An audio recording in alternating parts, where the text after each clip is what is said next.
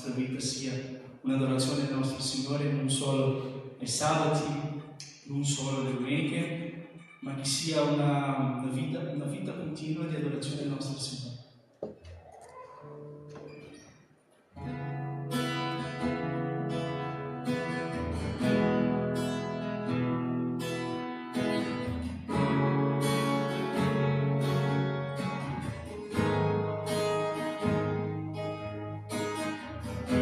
Oh,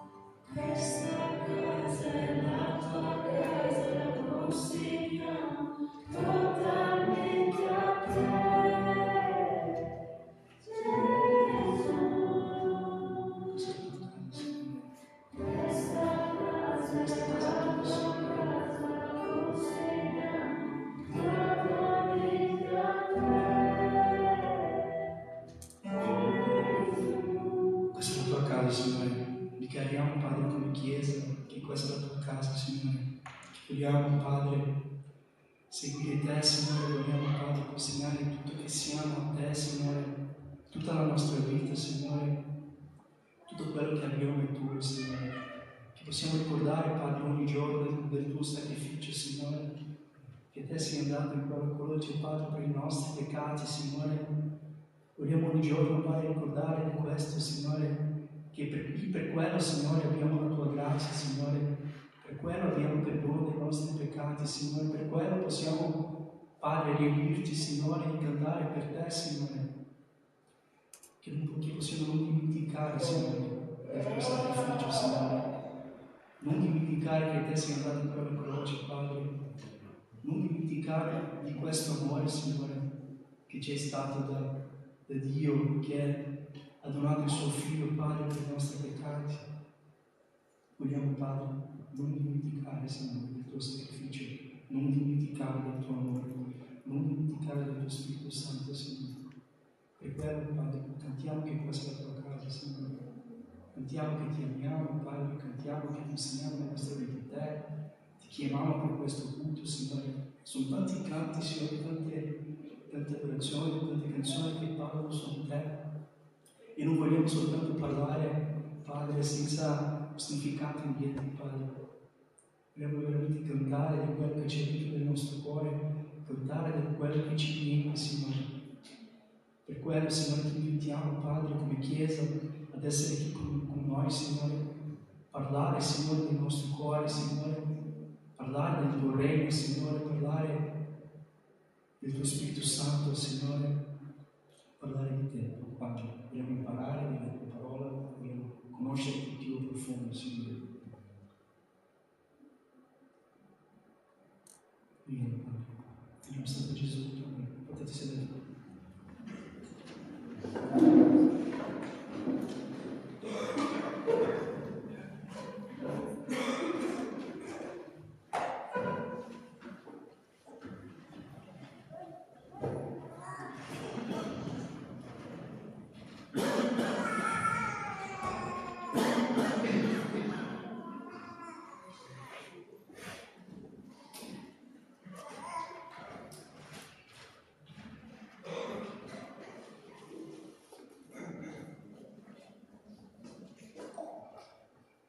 Buonasera ancora.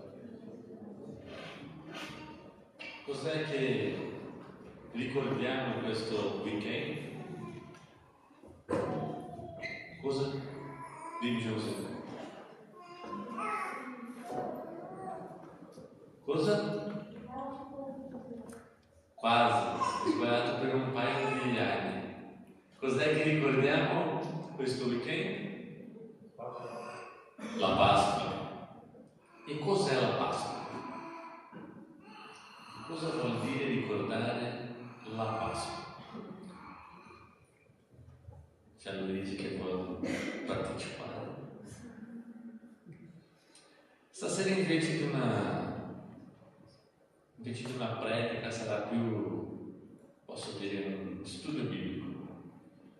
Cercheremo un po' di capire cosa esattamente la Bibbia parla a riguardo non solo della Pasqua, ma del sacrificio. Gesù è stato sacrificato al posto nostro. Ma perché? Perché dovrebbe essere così? Perché la croce? Cosa è successo? Da dove è iniziato tutto questo? Quindi apriamo le nostre Bibbie.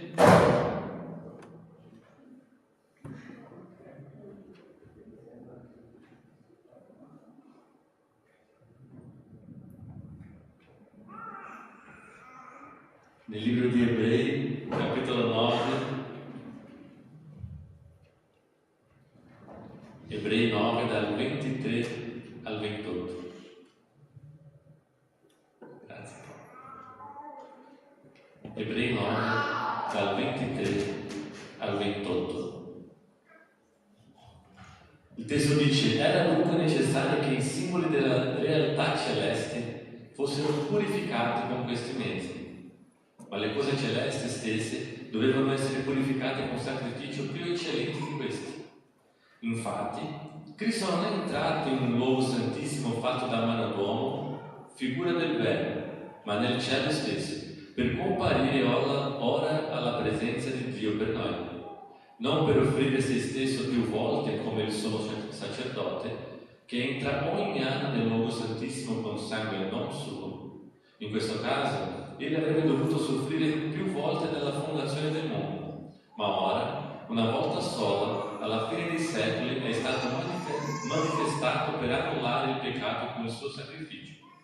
Come è stabilito che gli uomini muoiono una volta sola, dopodiché viene il giudizio, così anche Cristo, dopo essere stato offerto una volta sola per portare i peccati dal mondo, apparirà una seconda volta, senza peccato, a coloro che lo aspettano per la loro salvezza. Preghiamo. Signore, ti chiedo che tu parli al nostro cuore, Padre. Dacci la capacità di comprendere la tua parola e di mettere in pratica nelle nostre vite. Parli a noi, Signore, in nome di Gesù. Spesso noi parliamo del sacrificio di Gesù, soprattutto in questo periodo della Pasqua. Parliamo della sua risurrezione, ma poco parliamo della teologia indietro al sacrificio e perché è stato creato questa ferramenta, diciamo. Cosa significa il sacrificio? Perché è stato attraverso il sacrificio che Gesù ha dovuto morire. Genesi 1 ci racconta la creazione del mondo. Dio ha creato l'uomo, ha creato il mondo, ha creato tutte le creature, tutto perfetta armonia, e l'uomo in quel momento lì era in comunione con Dio. Cosa vuol dire essere in comunione con Dio? Noi vediamo nel racconto del Genesi che Dio abitava in mezzo a loro nel giardino. Loro avevano pieno accesso al Padre, potevano parlare con Lui. E in Genesi 3 c'è il racconto della caduta. Il peccato è entrato nel mondo, l'uomo ha voluto essere uguale a Dio, per conseguenza il peccato ha corrotto tutta la creazione, non solo l'uomo, non solo il rapporto tra l'uomo e Dio, ma tutta la creazione è stata corrotta dal peccato. Il peccato ci ha separati da Dio, quella perfetta comunione non esiste più. Isaia 59, 1 e 2 dice: ecco la mano del Signore, non è troppo corta per salvare, né il suo orecchio troppo duro per udire, ma le vostre iniquità vi hanno separato dal vostro Dio, i vostri peccati li hanno fatto nascondere la faccia da voi, per non darvi più ascolto. Peccato, creazione corrotta, separazione tra Dio e l'uomo. Ma se è stato Adamo a peccare, perché questa colpa è caduta sopra di noi? Cosa c'entro io con Adamo? Possiamo dire che Adamo era un tipo di rappresentante di tutti noi. Dal momento in cui lui ha peccato, anche noi siamo considerati peccatori attraverso di lui. Come ad esempio nel periodo dei re di Israele, anche i re erano rappresentanti in quel caso lì di tutto il popolo di Israele. Se il re commetteva un errore, tutto il popolo veniva giudicato perché il re era il loro rappresentante. Adamo era il nostro rappresentante. Perciò in lui tutti noi abbiamo peccato. E il primo spargimento di sangue nella Bibbia, il primo spargimento di sangue nel mondo è successo proprio per le mani di Dio, per coprire la vergogna dell'uomo. Dopo il peccato, Genesi 3:21 dice: Dio il Signore fece ad Adamo e a sua moglie delle tuniche di pelle e di vestiti, dovuta alla vergogna dell'uomo, il fatto che hanno iniziato a vedersi per chi erano e non più sotto la grazia di Dio. Dio ha fatto dei vestiti di pelle fatti di pelle di animali. La prima morte è entrata nel mondo per coprire, e questa parola coprire, fate attenzione perché c'entra molto con la Pasqua. Per coprire la vergogna dell'uomo, il primo spargimento di sangue è entrato nel mondo. Questo primo spargimento è stato il prototipo di giustizia imputata. Cioè Dio provvede la copertura che l'uomo da solo non poteva fare. L'uomo non poteva proteggersi o nascondersi da solo, e Dio ha dovuto intervenire per dare una mano a loro. La storia continua in Genesi 4. Ci racconta la storia di Abele e Caino. Anche questa è una storia molto conosciuta. Caino fece un'offerta a Dio dai frutti della terra, mentre Abele offrì il primogenito di suo gregge. E qui entra il primo sacrificio, il primo spargimento di sangue è stato Dio stesso, fatto dei vestiti con pelle di animale. Con la storia di Caino e Abele entra non il primo spargimento di sangue, ma il primo sacrificio. Abele è stato il primo a offrire un sacrificio a Dio. Ebrei 11, da 1 a 4 dice: ora la fede è certezza di cose che non si sperano, dimostrazione di realtà che non si vedono. Infatti per essa fu resa buona testimonianza agli antichi. Per fede comprendiamo che i mondi sono stati formati dalla parola di Dio, così le cose che si vedono non sono state tratte da cose apparenti. Per fede Abele offrì a Dio un sacrificio più eccellente di quello di Caino. Per mezzo di essa gli fu resa testimonianza che egli era giusto. Quando Dio attestò il gradire delle sue offerte, e per mezzo di essa, benché morto, egli parla ancora. La ragione per quale l'offerta, il sacrificio di Abele è stato accettato e quello di Caino no, è stato per la fede di Abele, ma non solo la fede. Mentre Caino si è fidato del suo sforzo, di quello che aveva prodotto, sì, i frutti della terra, Abele, diciamo che un po' aveva capito la necessità di avere un sostituto. Non ha offerto qualcosa che aveva creato lui, ma qualcosa al posto suo. È lì che è entrato il sacrificio. Il sacrificio offerto da Abele, il sacrificio offerto da Abele coinvolgeva sangue. Ed è stata la prefigurazione di ciò che l'autore degli Ebrei, capitolo 9, versetto 22, parlava della senza spargimento di sangue non c'è remissione di peccato. Non era esattamente questo, ma diciamo che era il primo segno, la prefigurazione di quello che dovrebbe capitare.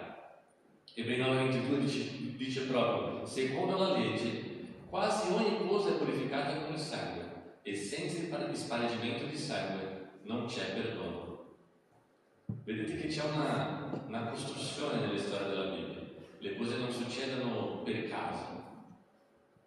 Peccato, la vergogna dell'uomo, la prima morte per coprire la vergogna dell'uomo, poi il primo sacrificio offerto con fede, ma non solo questo, è stato la prima volta che è stato offerto qualcosa al posto dell'uomo. E la storia va ancora avanti. Genesi 6-8 ci racconta la storia del diluvio. Dio ordina che Noè costrua l'arca, l'ha fatto. Dio salva Noè, la sua famiglia e gli animali che erano lì. E dopo il diluvio cosa ha fatto Noè? Ha costruito un altare al Signore, un altare di ringraziamento, perché Dio aveva salvato sia lui che la sua famiglia. E su questo altare ha offerto olocausti. Qui è la prima volta che questa parola compare nella Bibbia. Noè ha offerto olocausti di ogni specie di animali puri. Cosa vuol dire un'offerta di olocausto? Un'offerta di un animale che è stato bruciato per intero. Olocausto vuol dire offerta che sale in fumo. Noè è stato salvato dal giudizio di Dio. Come risposta a questa salvezza ha offerto questo olocausto. Nella nostra costruzione non solo più spargimento di sangue, non solo più un sacrificio tra virgolette sostitutivo, un animale che muore al posto dell'uomo, ma anche l'olocausto, l'animale che viene bruciato e che poi diventa il modo in cui Dio accetta i sacrifici per perdono dei peccati, soprattutto durante il periodo dell'Esodo. Genesi 8:21 dice: il Signore sentì un odore suave e il Signore disse in cuor suo: io non maledirò più la terra a motivo dell'uomo, poiché il cuore dell'uomo concepisce disegni malvagi fin da adolescenza. Non colpirò più ogni essere vivente come ho fatto. Il sacrificio di Noè, l'olocausto offerto da lui, interamente bruciato, il fumo che sale, Dio che dice di aver sentito un profumo, vuol dire che quel sacrificio lì è stato accettato. Come risposta a quell'olocausto, come risposta a quel sacrificio, Dio ha detto di mai più distruggere il mondo in quel modo lì. E l'offerta dell'olocausto si collega anche alla liberazione del popolo ebreo dall'Egitto. La storia continua, in Genesi 11 inizia a raccontarci la storia di Abramo. Abramo, che era un uomo comune, non c'era niente di speciale in lui, e Dio lo sceglie, fa una promessa ad Abramo: in lui sarebbero benedette tutte le nazioni della terra, che sarebbe impossibile contare la sua discendenza, conteggiare, ho detto contare, ma contare è giusto? Contare la sua discendenza. Ma diciamo che Abramo non era ancora pronto in quel momento lì.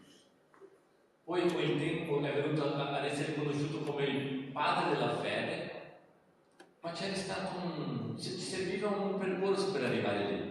E Dio ha iniziato a forgiare questa fede in Abramo. L'ha insegnato, l'ha messo alla prova, è caduto, l'ha insegnato, rimproverato, l'ha messo alla prova, è caduto. Ma lui piano piano cresceva, capiva, migliorava, finché è arrivato alla prova finale ad Abramo. Lui avrebbe dovuto offrire come sacrificio, come olocausto, il suo figlio, il figlio della promessa. Genesi 15, Dio rinnova la promessa ad Abramo e lì vediamo la continuazione dei sacrifici. Genesi 15 dal 9 al 10 dice così: il Signore gli rispose: prendimi una giovenca di 3 anni, una capra di 3 anni, un montone di 3 anni, una tortora e un piccione. E li prese tutti questi animali e li divise nel mezzo e pose ciascuna metà di fronte all'altra, ma non divise gli uccelli. Tutti questi animali servivano come,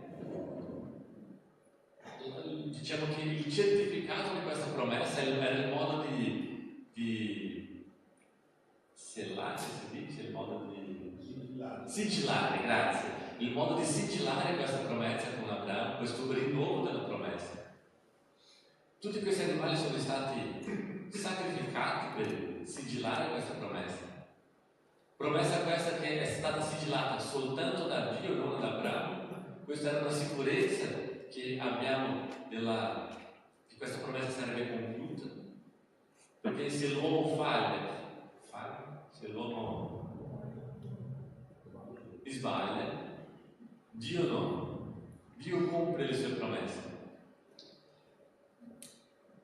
Dopo questo rinnovo di questa promessa ad Abramo c'è stato il momento in cui Dio richiede Isacco come sacrificio. Genesi 22, 7 e 8. Isacco parlò ad Abramo suo padre e disse: Padre mio. Abramo rispose: eccomi qui il figlio mio. E Isacco: ecco il fuoco e la legna, ma dov'è l'agnello dell'olocausto? E Abramo rispose: figlio mio, Dio stesso si provvederà all'agnello dell'olocausto. E proseguirono tutti e due insieme.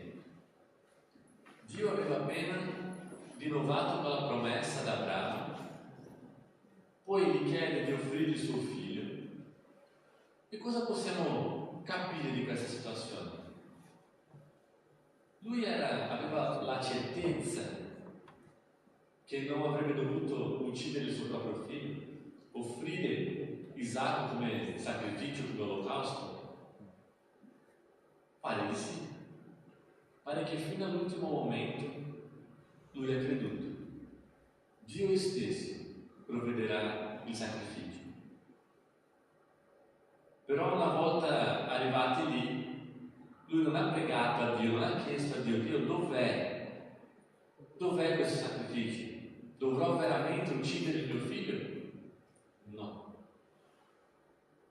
Voleva portare fino alla fine, anche se aveva la certezza che Dio avrebbe fornito. Come? Sicuramente lui non sapeva esattamente come sarebbe, ma era disposto a portare fino alla fine. Magari avrebbe anche potuto pensare che anche se dovesse uccidere il suo figlio, Dio lo porterebbe indietro. Non lo sappiamo, ma la promessa era che attraverso Isacco, il suo figlio, tutte le discendenze della terra sarebbero benedette. Lui sapeva che Isacco non poteva morire, ma era disposto a farlo. Genesi 22, dal 9 al 14 dice: giunsero al luogo che Dio le aveva detto. Abramo costruì l'altare e l'accomodò la legna.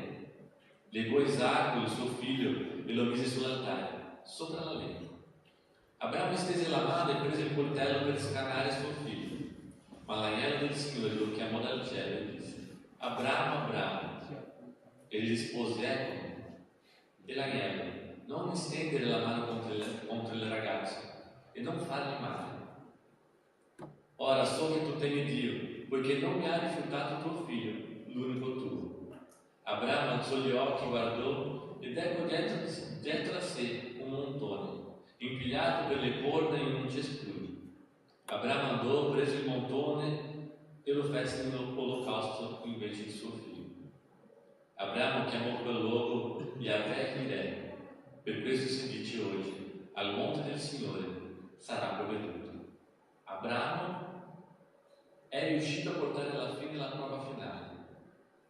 Ha obbedito Dio fino al punto di offrire il suo figlio Isacco come olocausto, ma non è dovuto farlo. Il sacrificio di Isacco ora inizia a collegare quello che era la rappresentazione di offerta, dell'offerta di Abele, con il primo animale offerto, a quello che poi sarebbe il sacrificio vicario di Cristo Gesù. Sono sempre rappresentazioni, piccoli segni che hanno iniziato con Dio che ha dovuto fare dei vestiti per coprire la vergogna dell'uomo. La cosa inizia a crescere, l'offerta di Abele, poi l'offerta di Abramo, poi l'offerta di Noè, poi l'offerta di Abramo che doveva sacrificare il suo figlio, e lì vediamo la rappresentazione molto chiara di Dio che stava per offrire il figlio. Loro non sapevano ancora di questo, ma erano i segni, la storia della Bibbia che inizia a guadagnare corpo, diciamo. La storia va avanti. Se possiamo dire che con Abele, il sacrificio di Abele è stato un piccolo seme, il sacrificio di Isacco invece, e con la figura dell'agnello, e il testo dice l'agnello di Dio, proprio facendo una riferenza a Cristo Gesù, è di nuovo un tipo di prefigurazione. La storia avanza, il popolo di Israele è in schiavitù nell'Egitto e Dio alza un uomo chiamato Mosè. Mosè cerca di convincere il faraone a liberare il popolo d'Egitto. Cerca una volta, cerca 2 volte, il faraone rifiuta, e poi ci sono le piaghe. Esodo 12, da 1 a 7 dice: il Signore parlò a Mosè e ad Aarone nel paese d'Egitto dicendo: questo mese sarà per voi il primo dei mesi, sarà per voi il primo dei mesi dell'anno. Parlate a tutta la comunità di Israele e dite: il 10° giorno di questo mese ognuno prende un agnello per famiglia, un agnello per casa. Se la casa è troppo poco numerosa per un agnello, se ne prenda uno in comune con il vicino di casa più prossimo, tenendo conto del numero delle persone. Voi conterete ogni persona secondo quello che può mangiare dell'agnello. Il vostro agnello sia senza difetto, maschio, dell'anno.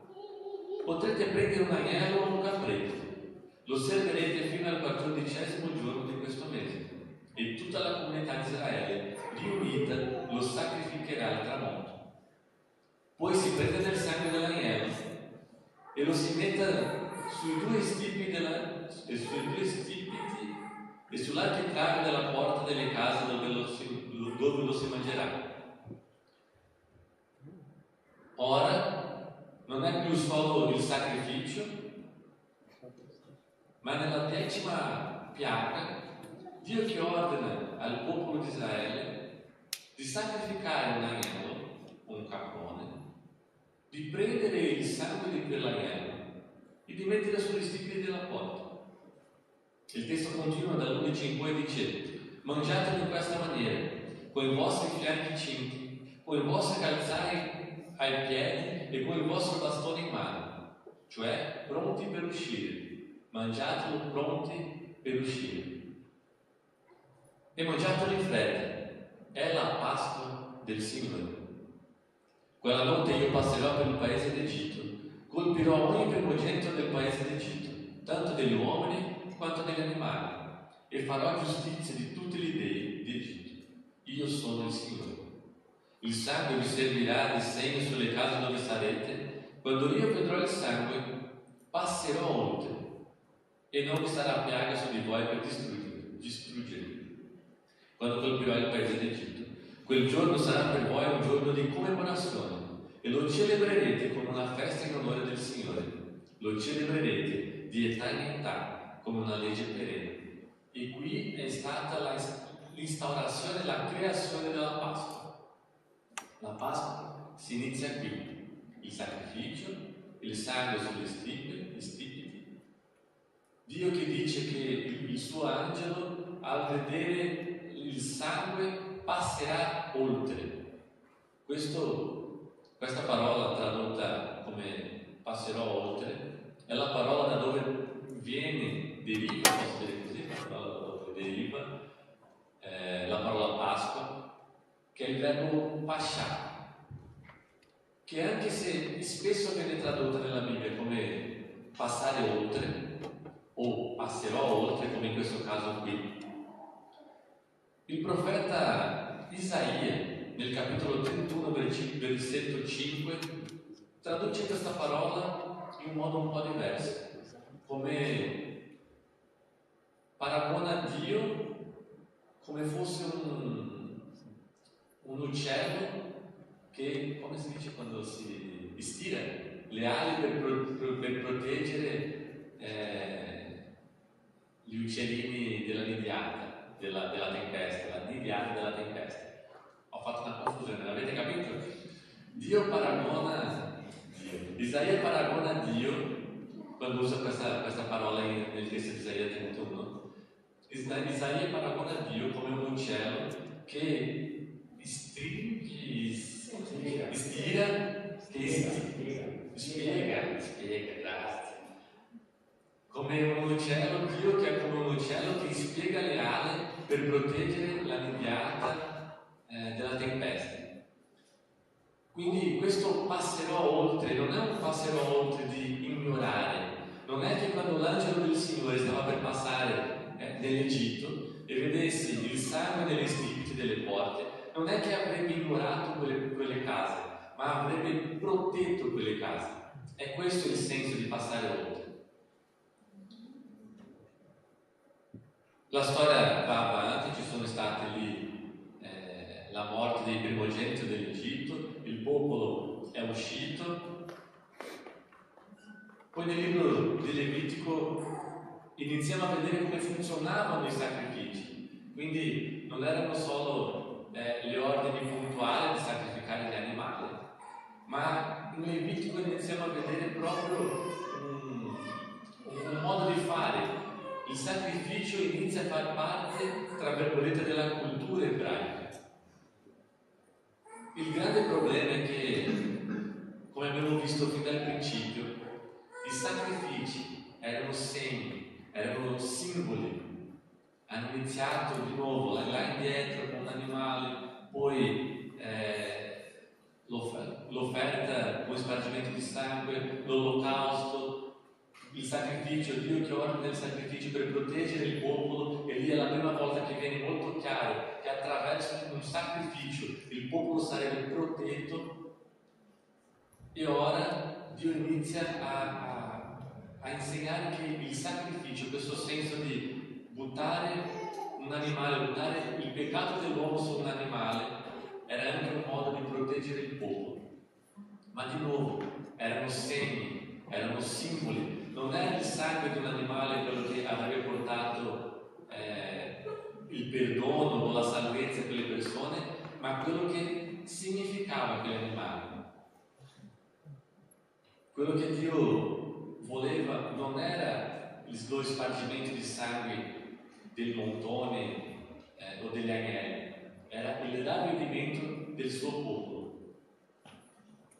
C'erano sacrifici che erano obbligatori, c'erano sacrifici che erano volontari per il popolo ebreo.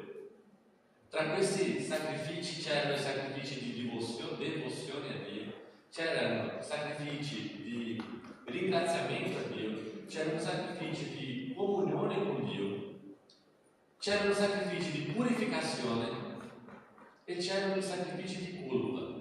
Cos'era? Il sacrificio di purificazione era quando qualcuno commetteva un peccato.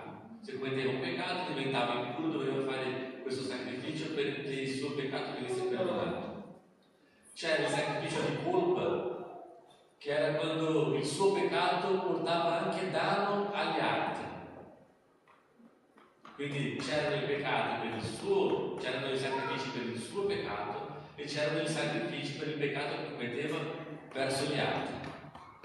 E una volta all'anno c'era lo Yom Kippur, il giorno dell'espiazione, il giorno più sacro del calendario ebraico, il giorno dell'espiazione. Espiazione vuol dire coprire. Vi ricordate che all'inizio, quando ho detto che Dio aveva ucciso un animale per fare dei vestiti per coprire la vergogna dell'uomo? Qui è iniziato lo Yom Kippur, il giorno dell'espiazione, e espiazione vuol dire esattamente coprire, di nuovo, non solo la vergogna, ma coprire il peccato dell'uomo. Cosa succedeva nel Yom Kippur? Una volta all'anno il sacerdote entrava nel luogo santissimo per purificare il tabernacolo e poi per purificare, per portare il perdono per tutto il popolo. Per questo sacrificio del Yom Kippur servivano 2 animali, 2 montoni identici. Uno di questi montoni veniva sacrificato, e lì il sacrificio, lo spargimento di sangue è quello che serviva. L'altro montone invece, il suo sacerdote faceva una preghiera su questo altro montone, chiedendo il perdono dei peccati di tutto il popolo, prendeva questo montone, lo portava al deserto e lo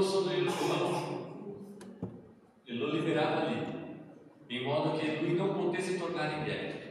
Quindi c'era il sacrificio, c'era lo spargimento di sangue e c'era il montone che riceveva questo peccato e lo portava via. Questo era il rituale dello Yom Kippur. Il problema è che per il popolo di Israele questo non era altro che riti che loro compivano senza capire il vero significato. Mentre Dio voleva ravvedimento, per loro spesso il sacrificio era quello che era capace di portare perdono a loro. Nel senso, come dovrebbe essere la cultura di sacrificio per il popolo di Israele? Ho commesso un peccato, ad esempio, io mi pento di questo peccato, c'è il ravvedimento, io chiedo perdono a Dio e poi rispondo il sacrificio come una dimostrazione del mio ravvedimento. Era questo che dovrebbe essere. Il popolo invece cosa faceva? Ho peccato, nessun problema, prendo un agnello, lo sacrifico e il mio peccato è stato perdonato, senza nemmeno ragionare su quello che avevano fatto, senza chiedere perdono, senza ravvedimento. Sempre, ovviamente no, e c'erano anche delle persone giuste, però spesso era quello che facevano. Era questo che diceva Dio e ha detto un paio di volte attraverso i profeti, che lui non voleva sacrifici, voleva ravvedimento. Non è che, insomma, come può Dio dire che non vuole sacrifici se è stato lui a richiedere i sacrifici? È proprio per questo, non era il sacrificio in sé, il sacrificio era soltanto, o dovrebbe essere soltanto una dimostrazione pubblica del ravvedimento. Sacrificio senza ravvedimento non è nulla. Sacrificio senza trasformazione non cambia niente. Dio vuole ravvedimento. E il vero ravvedimento porta trasformazione. serve per noi. Ovviamente oggi noi non sacrifichiamo i montoni o gli agnelli, ma spesso preghiamo a Dio di perdonare i nostri errori, di perdonare i nostri peccati. Quello che posso assicurarvi è che ogni volta che lo facciamo, se non c'è ravvedimento, non conta nulla. Ah, ma io chiedo perdono. C'è stato ravvedimento o no? E come so che c'è stato ravvedimento? Perché c'è cambiamento. Se mi sono veramente pentito, io cambio. Se decido di non cambiare, se continuo giorno dopo giorno commettendo gli stessi errori, non c'è ravvedimento, non c'è trasformazione di vita. Quando Dio portava giudizio al popolo di Israele, perché di solito giravano le spalle a Dio portava giudizio e per un po' il popolo di Israele iniziava ad andare dritto. E dopo un po' tornavano di nuovo all'idolatria. Si dimenticavano di ciò che Dio aveva fatto. E è per questo che volta dopo volta, attraverso soprattutto i profeti, Dio ha esortato il popolo di Israele chiedendo ravvedimento. Sacrifici senza ravvedimento è ipocrisia. Isaia 1, da 11 a 17 dice: che mi importa dei vostri numerosi sacrifici, dice il Signore. Io sono sazio degli olocausti di montone e del grasso di bestia ingrassata. Il sangue dei tori, degli agnelli e dei capri io non lo gradisco. Quando venite a presentarvi davanti a me, chi vi ha chiesto di contaminare i miei cortili? Smettete di portare offerte inutili. L'incenso io lo detesto. E quanto ai noviluni, ai sabati, al convocare riunioni, io non posso sopportare l'iniquità unita all'assemblea solenne. L'anima mia odia i vostri noviluni e le vostre feste stabilite. Mi sono un peso che sono stanco di portare. Quando estendete le mani, distolgo gli occhi da voi. Anche quando moltiplicate le preghiere, io non ascolto. Le vostre mani sono piene di sangue. Lavatevi, purificatevi, togliete davanti ai miei occhi la malvagità delle vostre azioni. Smettete di fare il male. Imparate a fare il bene. Cercate la giustizia. Rialzate l'oppresso. Fate giustizia all'orfano. Difendete la causa della vedova. Sono parole forti. Quando pregate, io non ascolto. Quando estendete le mani, io mi giro dall'altra parte. Io non voglio la vostra ipocrisia. Io voglio ravvedimento. Io voglio cambiamento. Non voglio sacrifici. Salmo 51, dal 16 al 17. Tu infatti non desideri sacrifici, altrimenti li offrirei. Ne gradisce l'olocausto. Sacrificio gradito a Dio è un spirito afflitto. Tu, Dio, non disprezzi un cuore abbattuto e umiliato. Era questo che Dio voleva da loro. Un cuore umiliato. I sacrifici erano simboli che puntavano al sacrificio che sarebbe eseguito.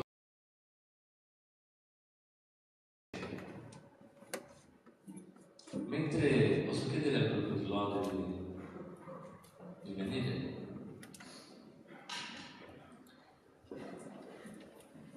Ogni anno il popolo di Israele commemorava la Pasqua, fin da quando è stata instaurata, è stata creata nell'Egitto. Loro dovevano commemorare ogni anno una legge perenne, come dice il testo, finché non è arrivata la vera Pasqua. In quella notte, in quella ultima cena con Gesù e i suoi discepoli, Gesù ha commemorato la cena insieme a loro. Matteo capitolo 26.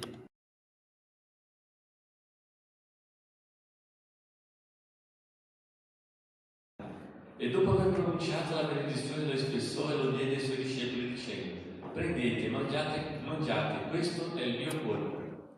Prese poi un calice, dopo aver reso grazie, lo diede a loro dicendo: bevete tutti, perché questo è il mio sangue, il sangue del mio patto, il quale è sparso per molti per il perdono dei peccati.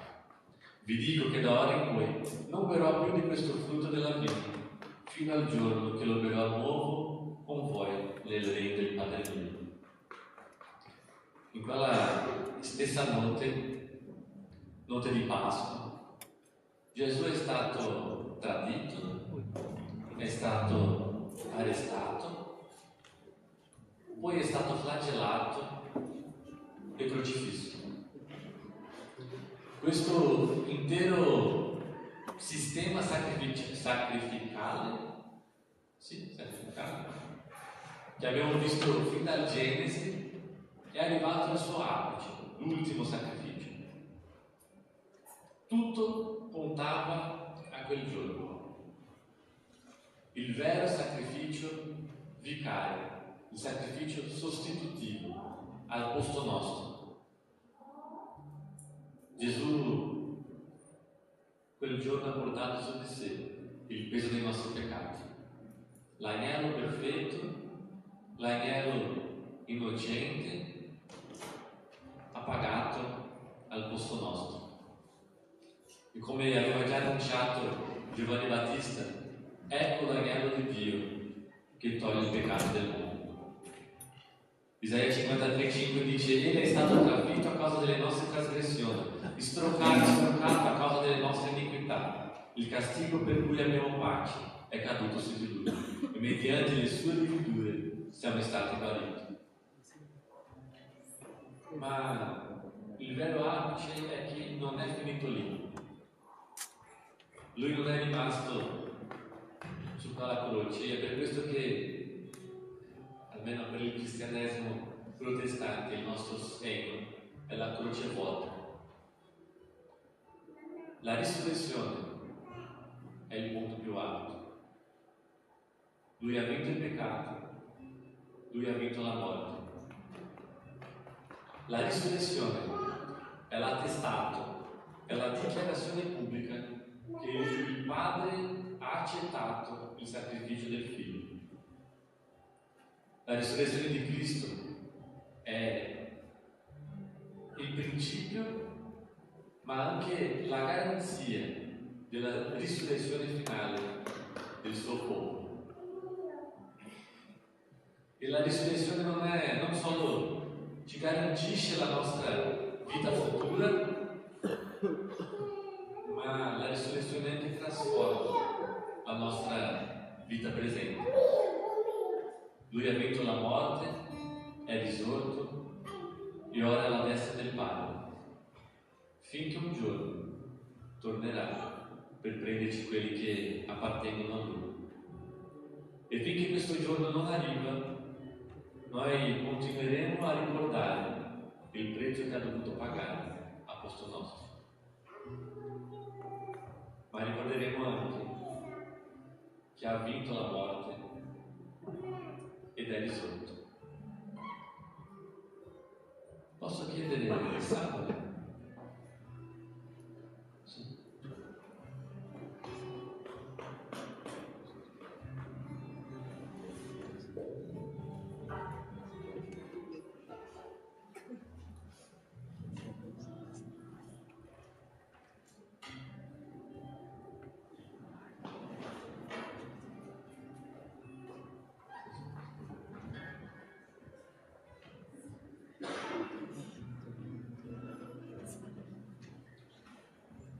In questo momento celebreremo la cena del Signore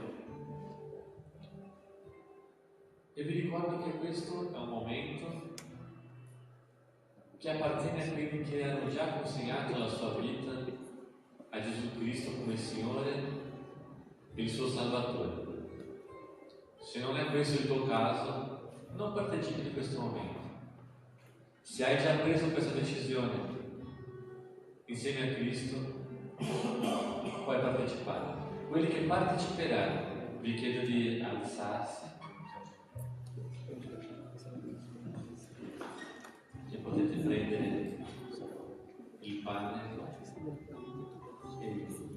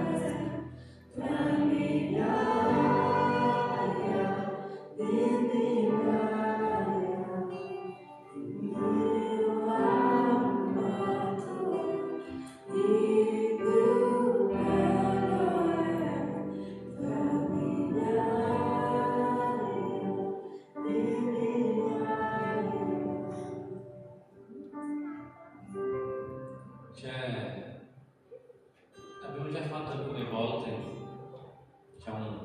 possiamo dire, un urlo da guerra.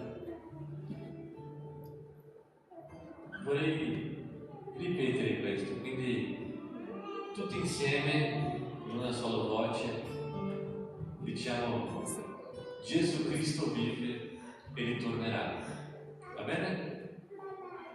Gesù Cristo vive e ritornerà. Mangiamo.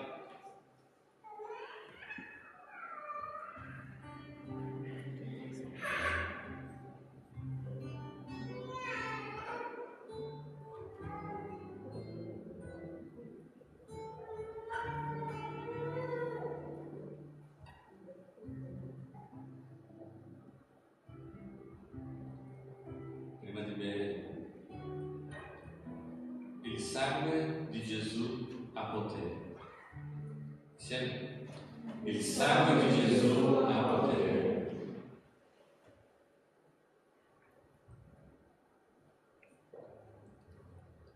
Grazie Padre. Grazie perché un giorno tu hai inviato il tuo unico figlio, Signore, l'agnello perfetto, per morire al posto nostro, per portare su di sé il peso di tutto il nostro peccato. Grazie perché il suo sangue ci ha lavati e ci ha purificati di ogni iniquità. Grazie perché attraverso questo sangue possiamo di nuovo avere comunione con il Padre, Signore.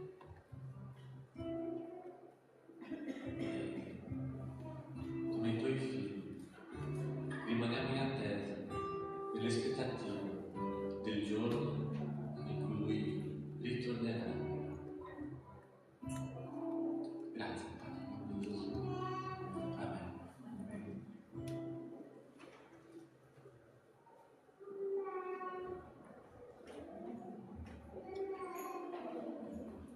Dopo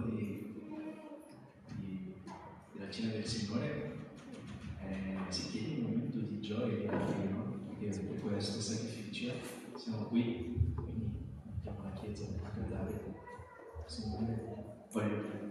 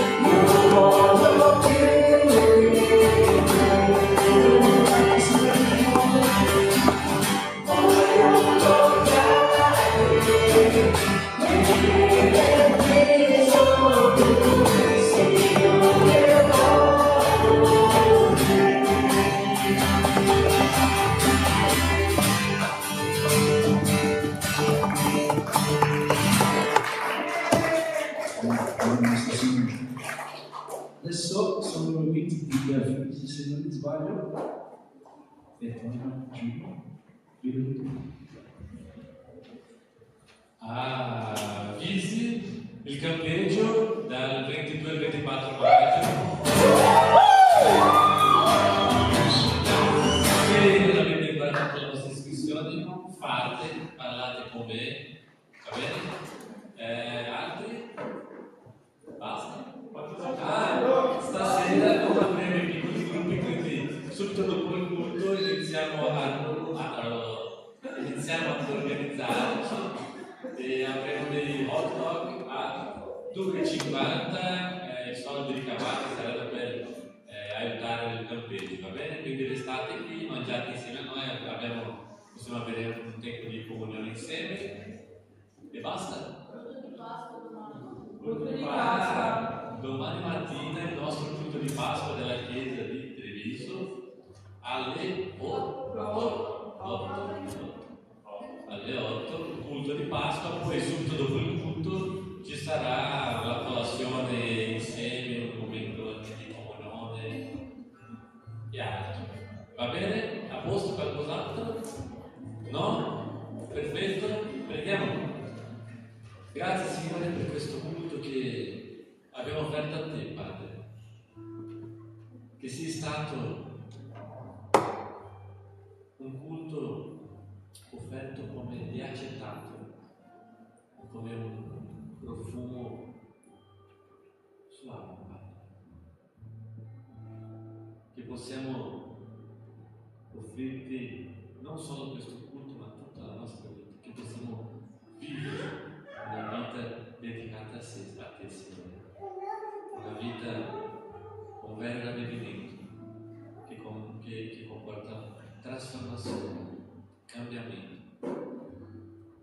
che possiamo vivere in modo degno del tuo Vangelo. È questo che ti chiedo, in nome di Gesù. Amen. Grazie a tutti, buona serata, buon hot dog, ciao!